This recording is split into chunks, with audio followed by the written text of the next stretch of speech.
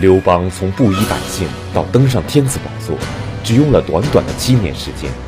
在这7年时间中，有3个人为刘邦的华丽转身了汗马功劳，这就是张良、萧何、韩信。韩信是从军事上帮助刘邦取得成功，那么张良和萧何在刘邦打天下的过程中又起到了什么作用呢？他们又是怎样和刘邦走到一个阵营中的呢？河南大学王立群教授为您讲述《大风歌之汉初三杰》。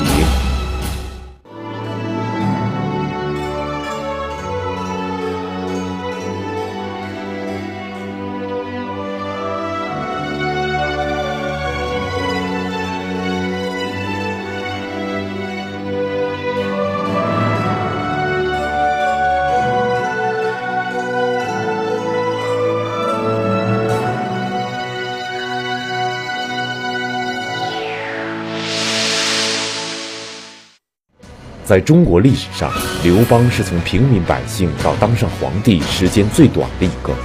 刘邦从起兵反秦到楚汉战争中消灭项羽，最后登上皇帝宝座，一共只用了7年时间。用一个词来概括，就是速成。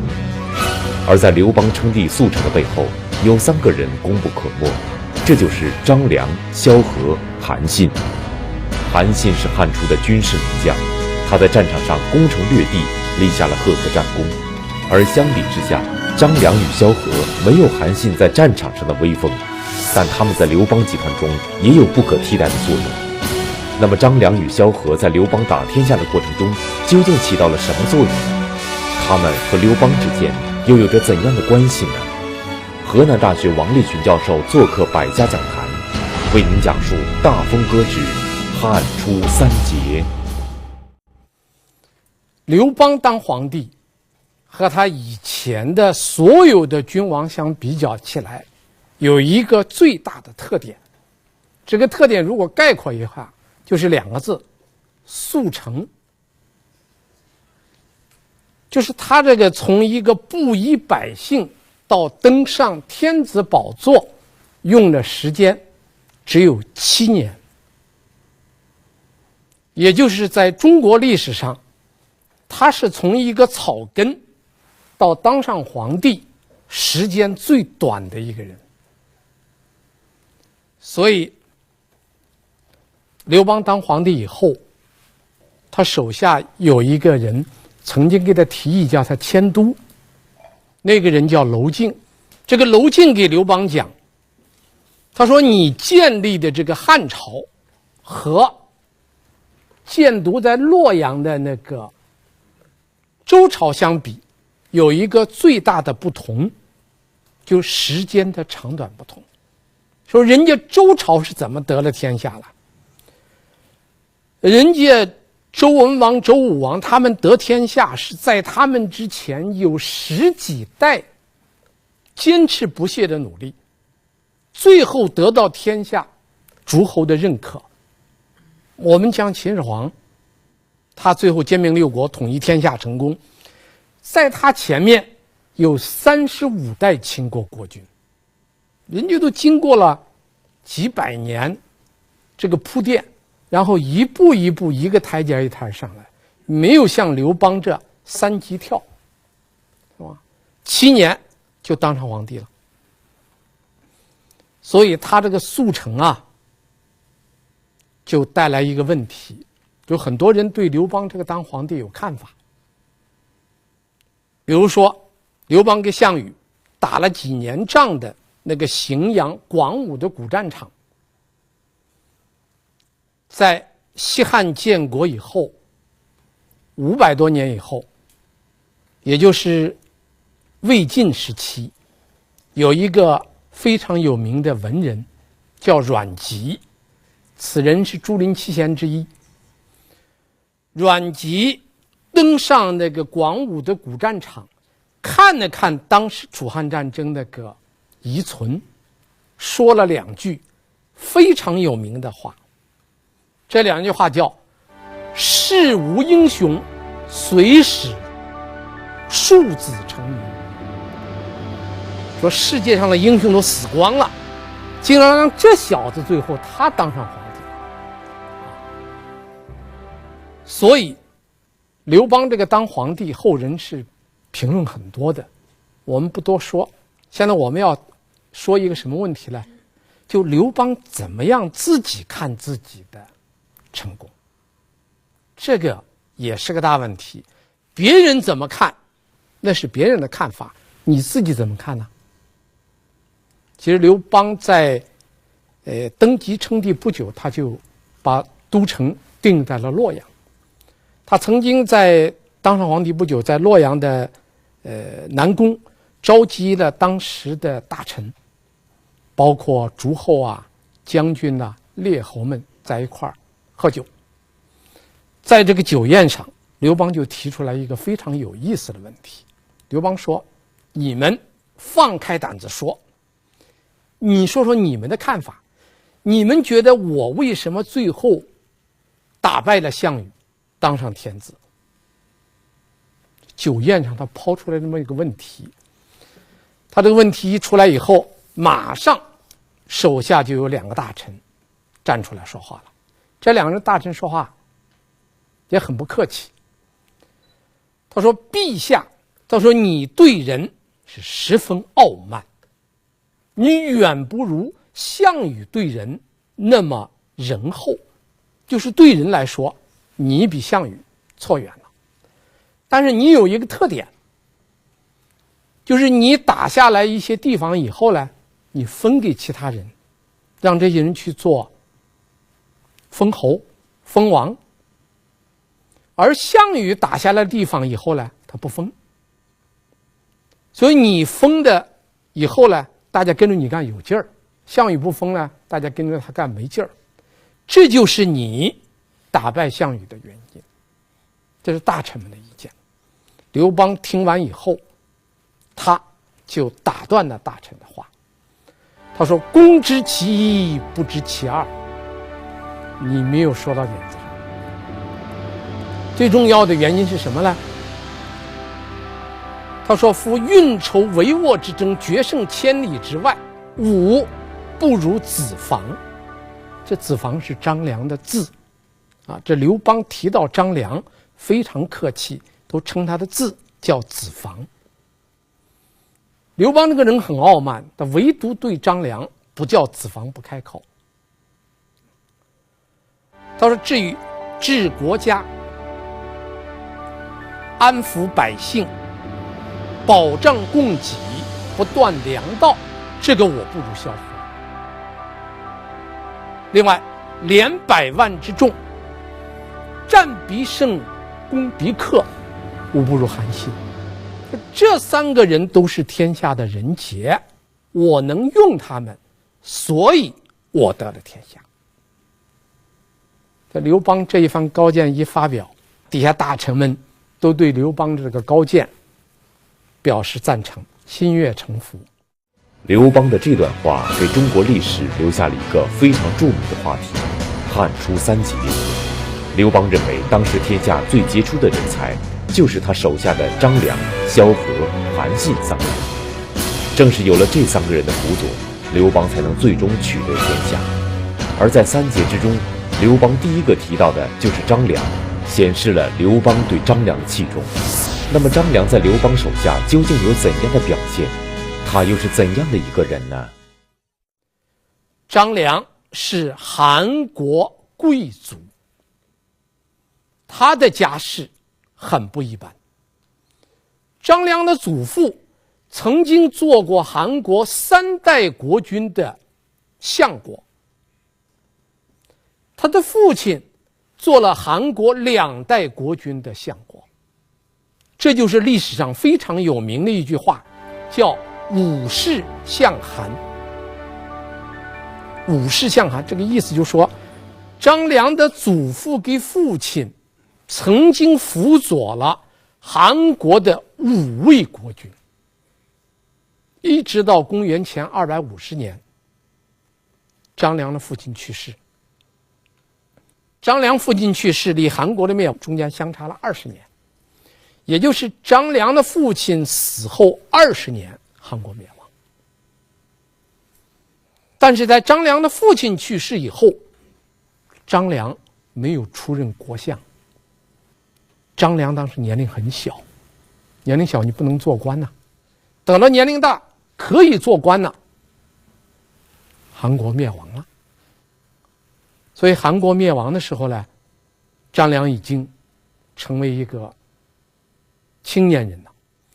但韩国灭亡时，张良的家可是不穷啊，因为你想想，他的祖父给他的父亲做了5代韩国国君的国相，所以他家做了这么5代的国相，家里头非常富有。韩国灭亡的时候，他家里富有到什么程度呢？他家里有300个奴仆。但这个时候他家也遭遇了一场不幸，就他弟弟夭折了，国破家亡。张良在这么一个关键时刻，他把他弟弟简单的安葬了，按照贵族的习俗，这是要隆重下葬的，简单的草草的埋葬了，然后把300个奴仆全部放走了，把家里的财产全部变卖，张良就赚了一把钱。他拿着一把钱，就拿了一大笔家产变卖的钱，他要找人，找什么人呢？刺客。因为在6国被秦国兼并的这个过程中间，秦始皇用了10年时间兼并了6国。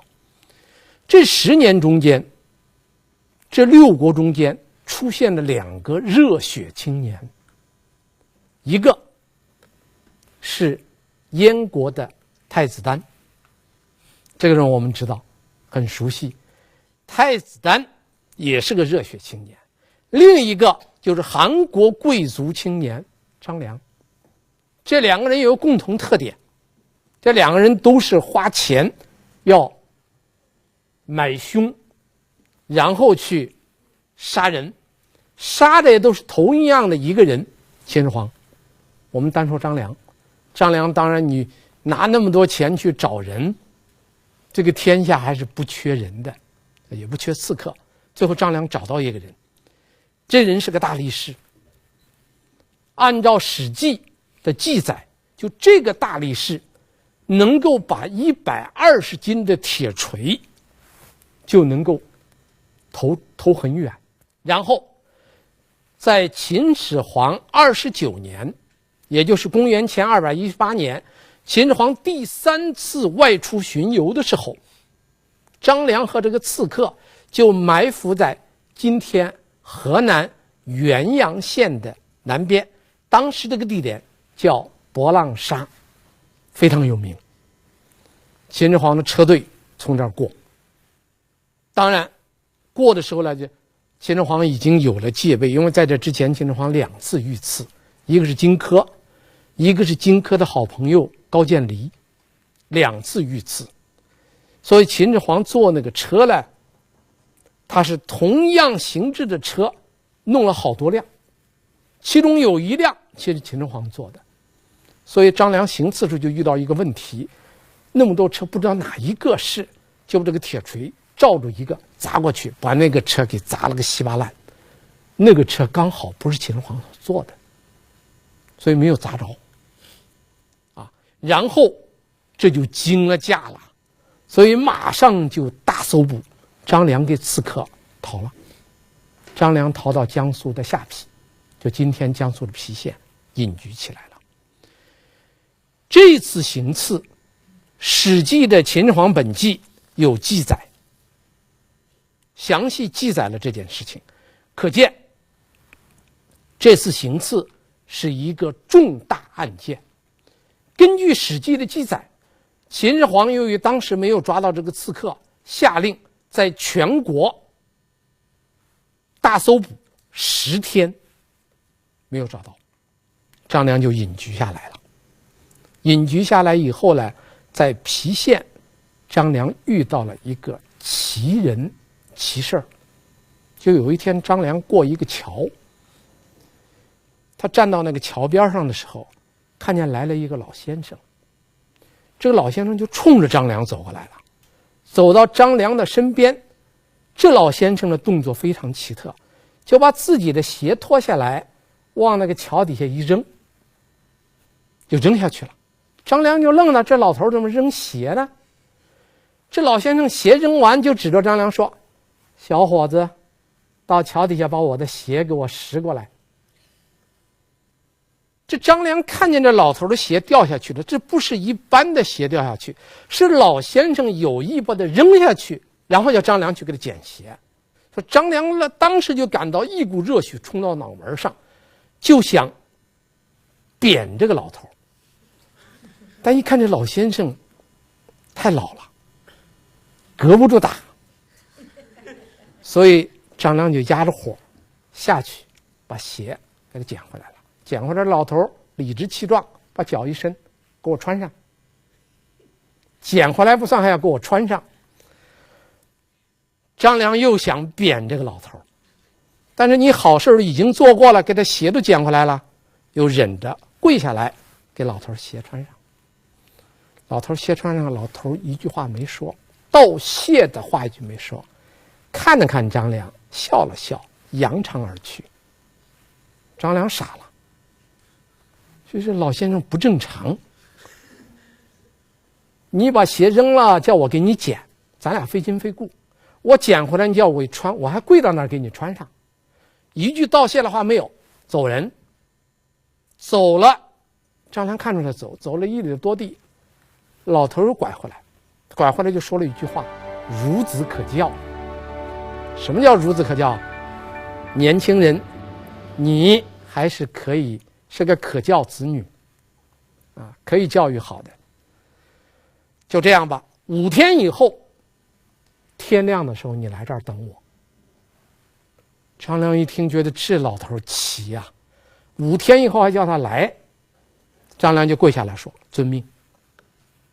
”5天以后天刚亮，张良就赶过去了。一到那儿，老先生已经来到了。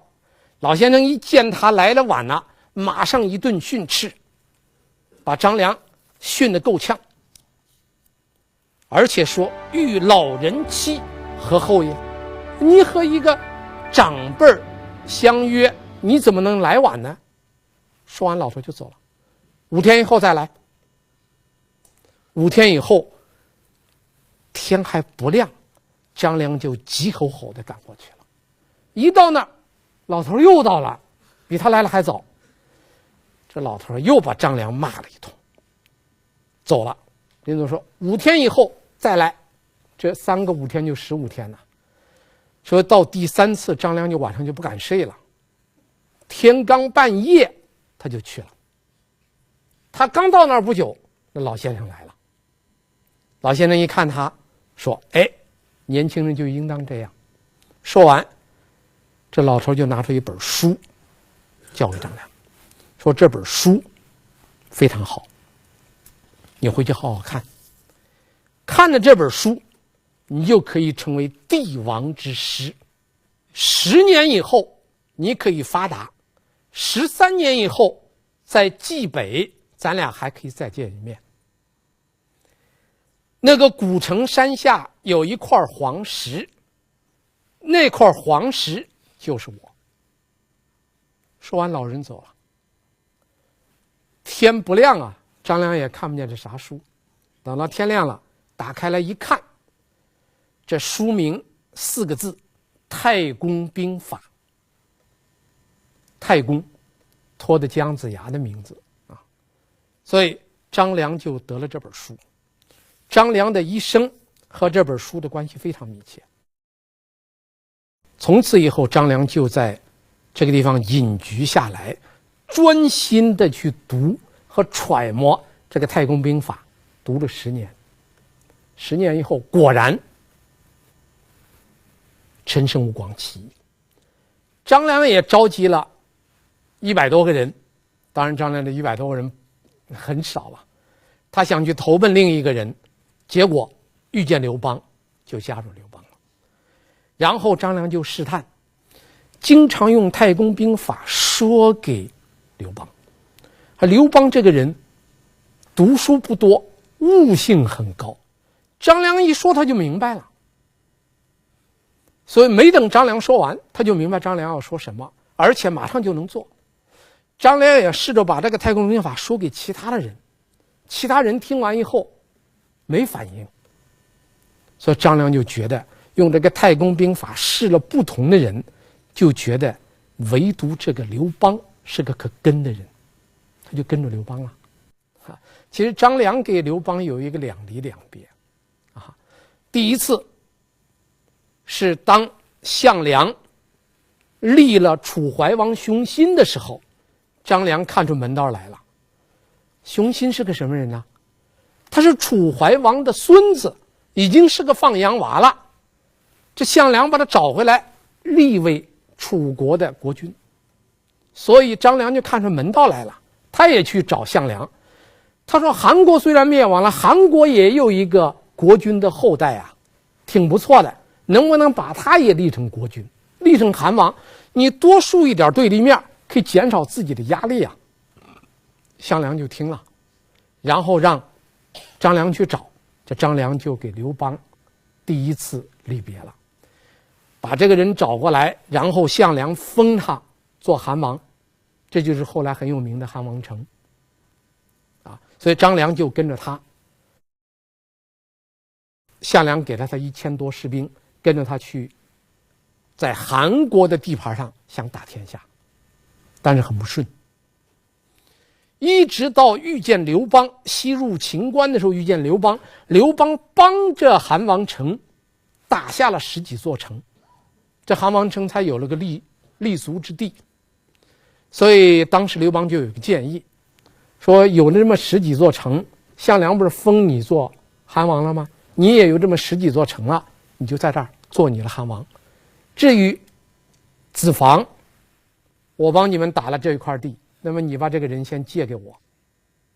韩王成也就让张良跟着刘邦，就跟着刘邦一直到项羽大分封的时候，项羽封了18个诸侯王，照样承认了韩王成。所以张良就告别了刘邦，又去跟从韩王成。你这里可以看得出来一点，张良所有做的事情都是要为韩国复仇，想重新把韩国给立起来。但是张良的做法恰恰和他的主观愿望相反。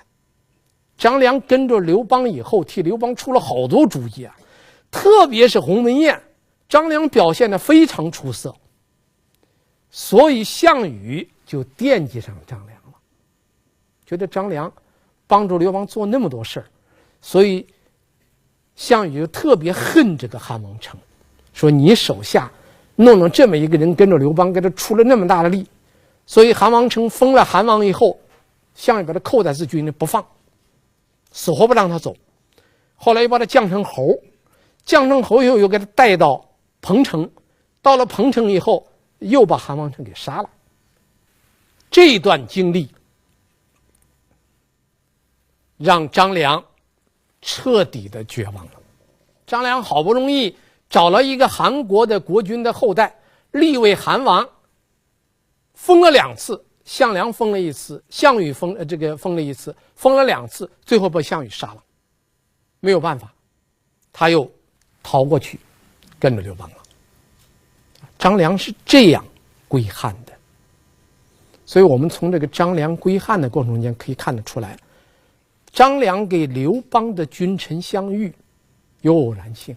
那就张良去带着人去投奔另一个人呢，路上竟然叫他遇见刘邦了，这是偶然的。但是也有必然性，那就刘邦特别能够理解张良，这个很不容易。张良说什么，刘邦马上就能明白，这是一个人的天赋的，这叫悟性啊。刘邦是个悟性很高的人，就你给他一说，他能明白。所以张良为刘邦的建汉立了很大的功劳啊，这才有这个刘邦在当了皇帝以后，对他手下的大臣们讲，说这个运筹帷幄之中，决胜千里之外，无不如子房。所以这个张子房、张良，他为刘邦西汉政权的建立立了很大的功劳。第二个人萧何，萧何也是刘邦炫耀的一个资本，他认为是三杰之一。但是萧何给张良相比，萧何比张良那大不一样。萧何给刘邦有3个老，第一个叫老乡，第二个叫老同事，第3个老叫老战友。所以萧何给刘邦的关系远比张良给刘邦的关系要亲要近。首先他们都是当时沛县丰邑人，这个丰邑当时是个邑，现在这个丰邑划出来了，是江苏的丰县。今天你到江苏去，丰县是丰县，沛县是沛县，它是2个县。原来在秦帝国时代它是1个县，都是沛县的。他俩不单是沛县人，而且是沛县丰邑人，关系很近，是老乡。这是第一层。第二层，老同事。就刘邦所在那个沛县，萧何一早就做官了。萧何当做了什么官呢？他是个管人事的一个公曹。史书的记载叫主力院。而且刘邦这个人在没有做亭长之前，刘邦可不是一个遵章守纪的人。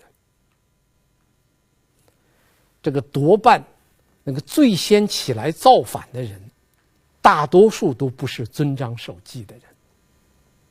刘邦也是这样的，不是个遵章守纪的人。他在秦朝没做泗水亭长之前，他弄了好几次犯法的事儿，谁把他救下来了？萧何。萧何是一个熟悉秦代法律的一个刀笔吏。萧何多次袒护刘邦，保护了刘邦。而且等到刘邦做了泗水亭长以后，萧何对他的关照更多，所以这个刘邦心里头对萧何还是很感激的。他们是个老同事啊。那么最后一个关系呢，是老战友。这个老战友的关系呢，是因为刘邦在做这个泗水亭长的途中，不是在丰邑西，他把那个逃跑的那些服徭役的人给放了，所以刘邦呢就逃亡，藏在这个芒砀山里边。而这个时候萧何怎么办呢？萧何还在县里工作，而且萧何工作做得非常好。秦朝中央政府来人来这个沛县考察干部，每一次考评萧何都是全县第1名。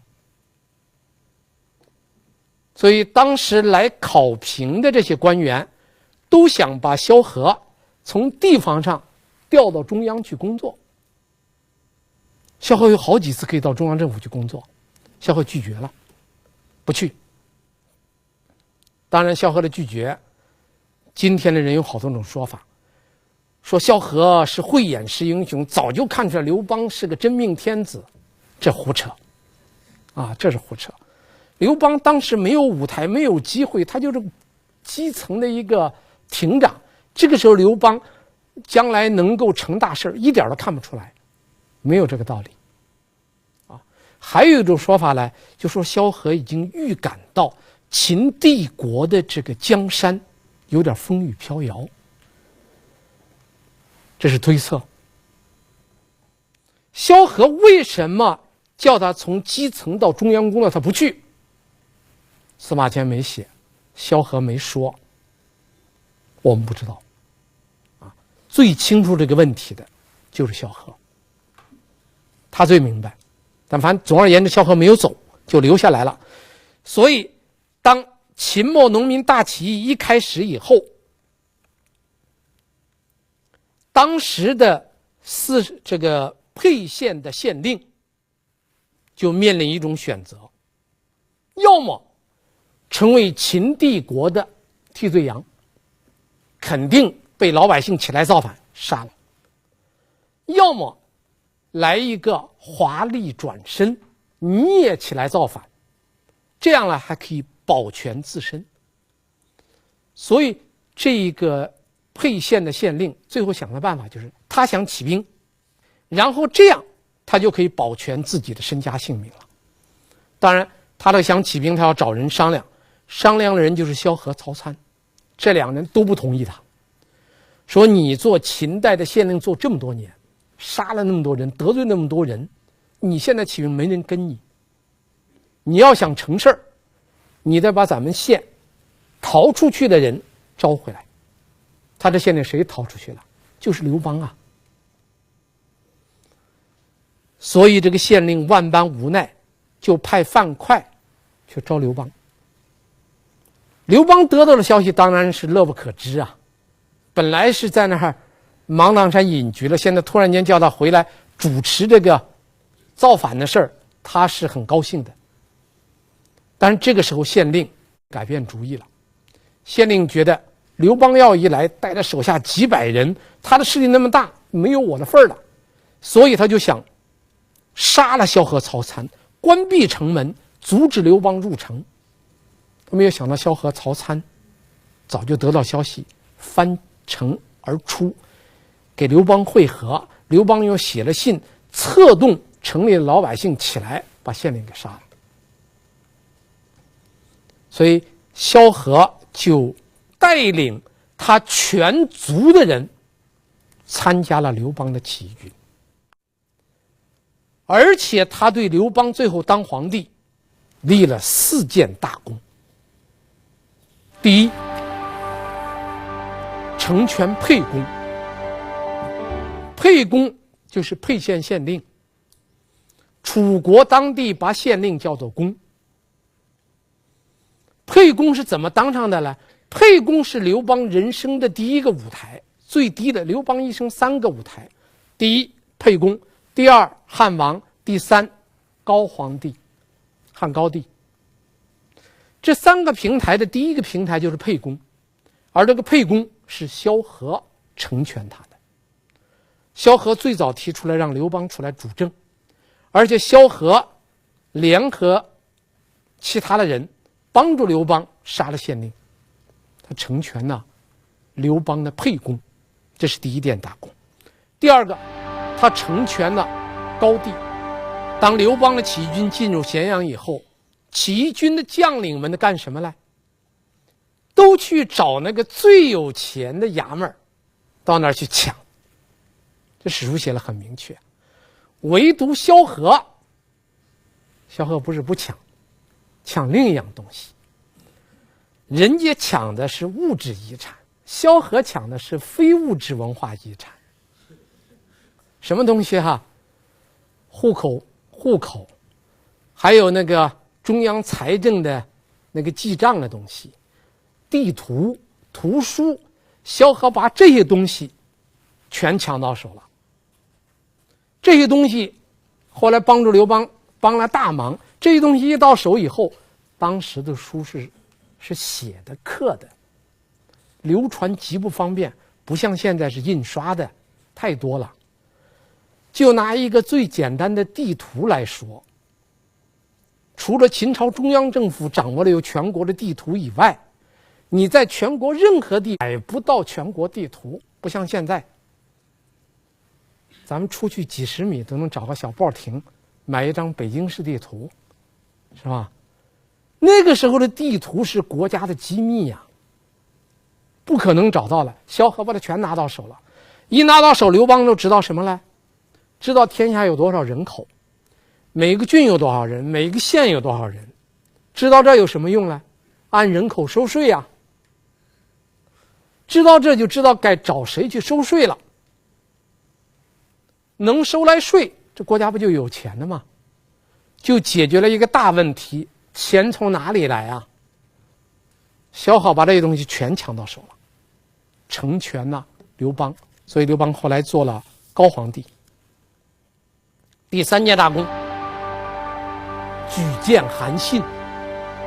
韩信没有萧何早就跑了，是萧何极力举荐的韩信。第4件大功就是经营后方。